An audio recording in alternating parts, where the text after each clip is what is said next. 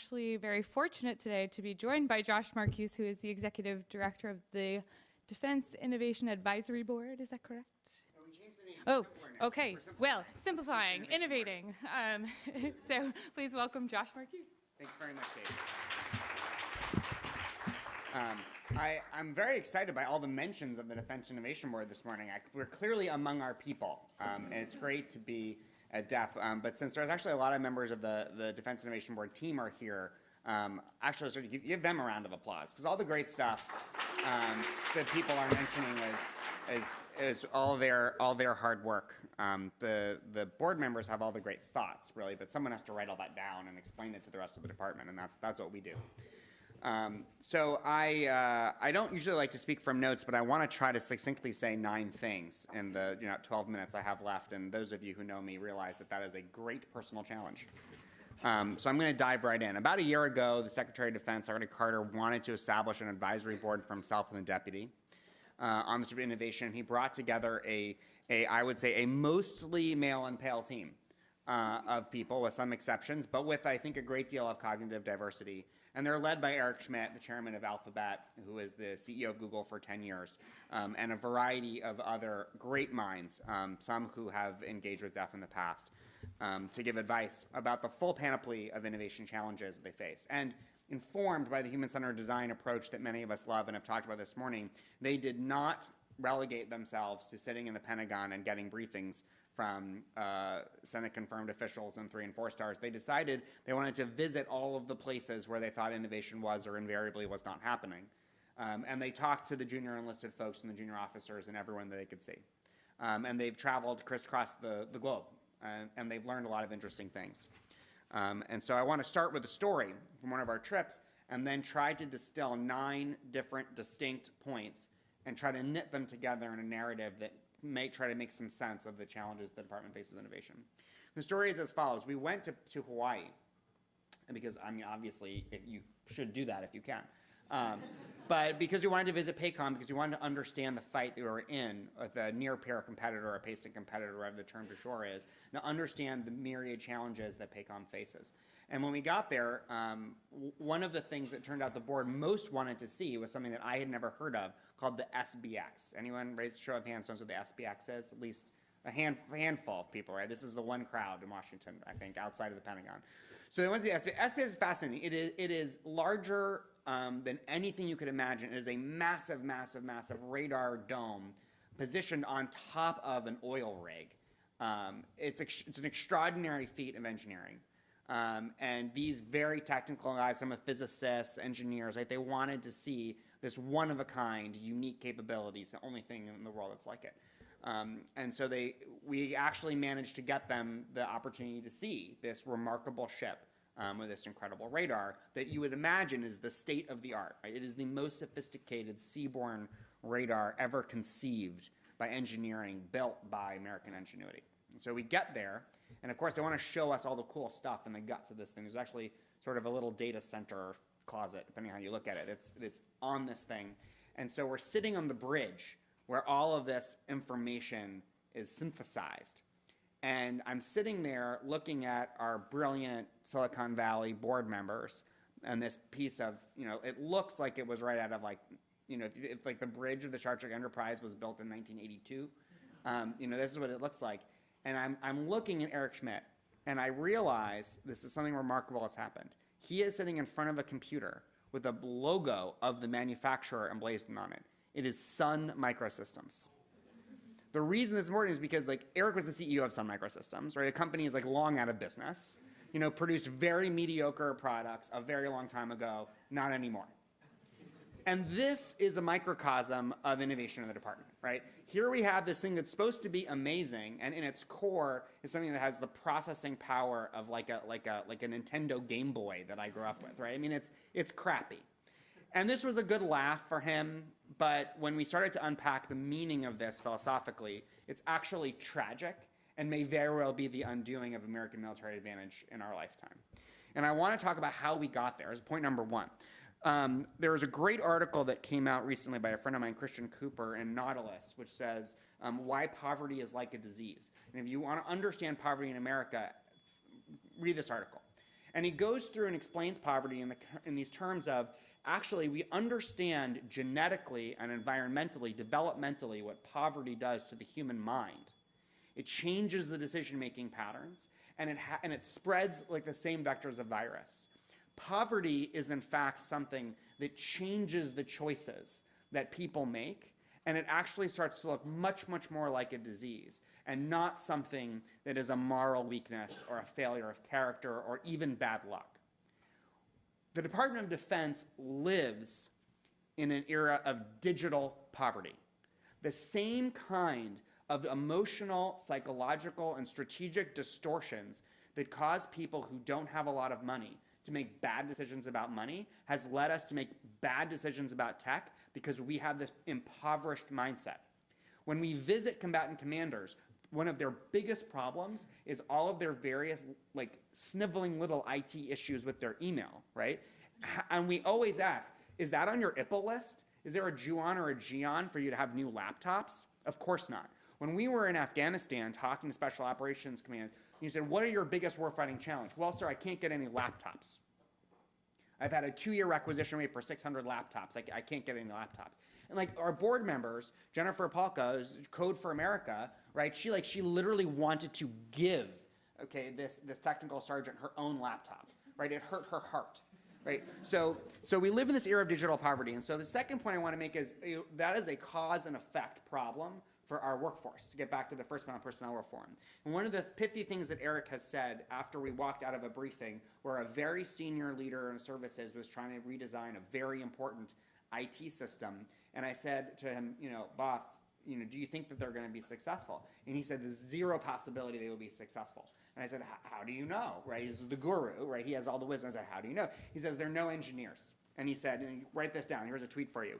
No engineers, no progress, right? He understood that if you don't have anyone that understands the technical specifications of the problem you're trying to solve, particularly understanding it in the terms that we understand today from what the modern internet companies use, they aren't going to get where they are. And that's why our most costly and pervasive acquisition challenges are software problems. Because the people that are designing the software for the weapons of the 21st century actually don't understand how software is built today. And even if they knew, and this is a direct quote from, I interviewed one of these people for one of these large contracting system integrators. He says, even if we knew how to do it at my company, we couldn't do it because the requirements don't let us do it. So you have this pervasive problem, or the people designing the requirements and developing the systems can't use modern technology, can't use modern approaches to technology. And that is because we just don't have enough of the right engineers in the right places. And here is what really is terrible. The largest employer of engineers in America is the Department of Defense, and 106,000. So we actually have the engineers, but we just don't give them an opportunity to do the right job, or we have the wrong ones, or the wrong job descriptions, or the wrong tasks. It's not even a lack of hiring the right people. It's just wasting, squandering their ability and using them in the wrong ways. The reason why this is going to end up being a much, much bigger problem than just the amount of money we burn, dump trucks full of cash dumped on this problem, brings me to point number 3, which is understanding the future of military technical advantage. Right? It is no longer a question of hardware. I would argue that almost in a Fukuyama-esque way, we've reached the end of history for the importance of hardware, because our problems no longer are problems of physics, they're problems of software. Which is, if you look at the specifications for the F-35, they said, I don't need a more maneuverable, better, faster airplane. Right? I want to have a better system for the situational awareness of the pilot and the ability to call in the effects of all the different shooters and all these things. But what they failed to appreciate is what they were really defining was a software problem. So the way that we on the Innovation Board would want to think about the future of weapon systems is the F-35 is not a plane with a supercomputer on board. It is a supercomputer with wings. It is lethal software for lethal effect. And if you appreciate that, it changes the paradigm for how we decide what we buy and why we buy it and from whom we buy it. So which brings to point number 4, which is that the competitive advantage from software actually doesn't come from software. It comes from the algorithms in the software. Because ultimately, it is about data. And one of the things that the board has said is very powerful is that if military advantage in the past was determined by the ability of your Navy and your ports aboard, and then the coal that fired that Navy, and then the fuel, right? Now it's data. Data is now the critical natural resource in which empires will be defined. The nation state that amasses and exploits the most data the fastest will be the most powerful military on Earth. And as Bess told you so eloquently, we don't understand that at all. Not at all. Algorithms are going to determine how we fight in the future. If you are trying to secure and protect a population or terrain, we will need infantry or their equivalents. For all other forms of military competition, it will be algorithms that matter.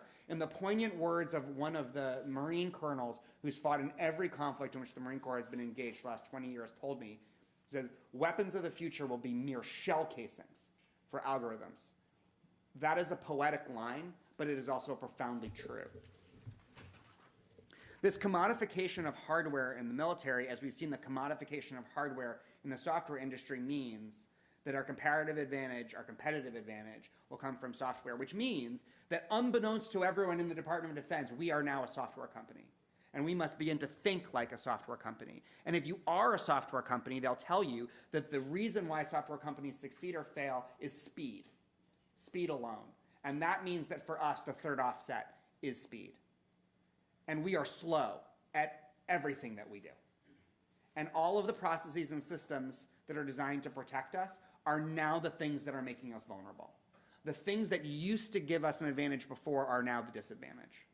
The things we do to protect data are now the things that jeopardize our ability to have an advantage over the enemy. The fact that we only want to have secure systems that we alone use is the reason why our systems suck.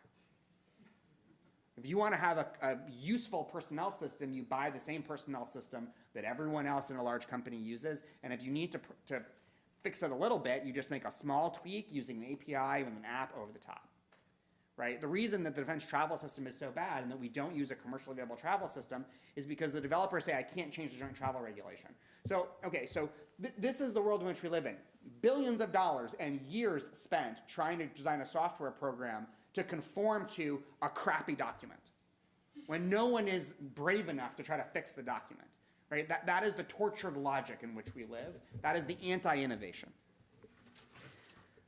The problem with speed is that warfare, right, that operates at machine speed is an inhospitable place for people. And if you field a human force at human speed of decision-making, human speed of judgment, against an automated system, we will lose. And so the danger is not that we won't have superior weapons to our competitors, is that our competitors will figure out how to point those weapons at us faster than we can even understand what's going on. And we won't even be able to field or pre-position any forces to fold them into theater because they will have hypersonic weapons that have been launched automatically by computers faster than our battle network can defeat them.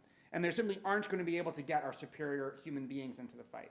So we like to tell ourselves, like, because we're Americans, and because we're democratic, and because of the way that we train our people, and because of how much better our people are, we will defeat these totalitarian regimes with inferior human capital. It won't matter, because if their machines are better than our people will simply be dead or irrelevant. Last, I want to talk about who we should turn to, well, not quite last, almost last, penultimate. I want to turn to who we should turn to solve our problems. And we all hope that the folks in Silicon Valley who figured out how to do these things better, who are our role models, will come to our aid. And the Innovation Board, they're remarkable people, and they're great Americans, they're true patriots, and they are absolutely willing and eager to try to give their time and energy to solving these problems. But ultimately, we all know that we have to turn broadly to a wide swath of companies that do this work. And we also know that our policies have alienated all of these people and that they are deeply, deeply suspicious of our motivations. They're very skeptical of who we are because we've lost the moral high ground in many ways. So the question is, how do you inspire and motivate the people with these unusual skills to help us? Because we see ourselves as being the protectors of America, but they see themselves as global citizens. And they're not sure that we're the ones that are the best actors. And I think that the answer is that we have to remember that the thing that we have to bring them that's most interesting to them is not what we lead with. We lead with how much money we have. But the era in which where we have the most money or we're the biggest customer is over. So now we have to give them the two assets that I think are most important. We need to come to them with our data, if we can get it organized. And we need to come to them with our challenge. Because the problems that we are working on are so complex and so sophisticated that we actually offer them an opportunity to do something which, deep in their engineer heart, is what motivates and inspires them the most. And that is the chance to work on something of global significance, of unprecedented complexity and scale. And we have to give them our toughest problems, and we have to share with them our data. But we are not very good at showing our vulnerabilities because we're afraid. So ultimately, we have to be brave enough that we're willing to share our vulnerabilities with people, even people that don't agree with us, so that we're able to get their help. One of the biggest problems we have to face, and I'll close with this, is, and this is really, talk about Morgan Plummer's controversial statements, this I will regret when I go back to the office. The reason that we can't do any of this is because of the way we spend our money. The palm is the root of all evil. And the way I say this is that it is like a Game of Thrones-esque barrier. It encircles everything we do. And the reason I use the Game of Thrones analogy is that if you are an innovator, you are faced with a terrible choice. The choice is you either must commit suicide or fratricide. That is what is before you when you have a good idea. You either have to be willing to say, I will find my brother in arms and I will kill him and his program and his career and displace it so I can take his money, which has all been planned out in 7 years down to a penny, and I will steal the bread from his mouth because my idea is more important than his idea. Or if I'm unwilling to do that, then you say that I will allow my important innovation to die on the vine. And that choice is a false choice that impedes innovation. What we would like to have instead, right, is a marketplace of ideas. And the palm does not permit a marketplace of ideas. If you can't even begin to fund your idea until it's 2 or 3 years later, it's already too late. So we need to change the paradigm on how we fund new stuff. You want to pay for an aircraft carrier through the palm, God bless, that's probably a good idea. But for things that are somewhat smaller than aircraft carriers, we need to convince Congress that we need to be held deeply accountable in retrospect. This is how most markets work. We need capital funding for innovation projects, and not small little, rapid equipping force a little bit here and there. For billions of dollars worth of innovation spending, we need to have this new approach. And the last thing that I'll say, because I know that I'm using my time, is the ninth idea, right? Which is that DoD does not actually have an innovation problem. Everything I just described for you is really not a technical innovation problem. Even the complicated algorithm and software problems that I referenced are things that are not the future state of the art, but the current state of the art.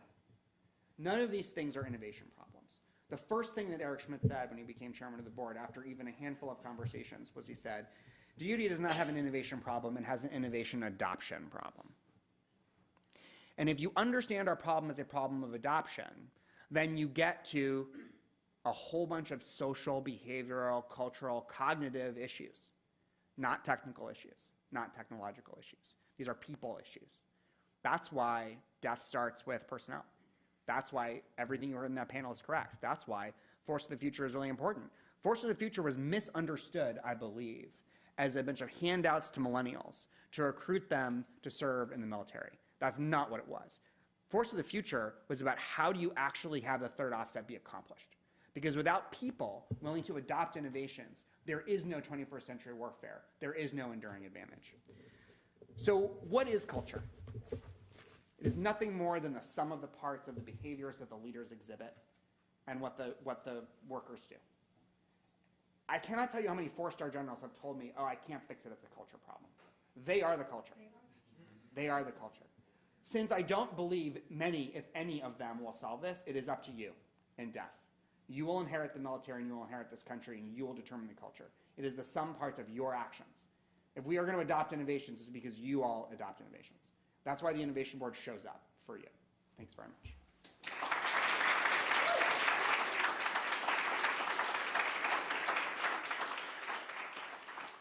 Great. Thanks so much, Josh.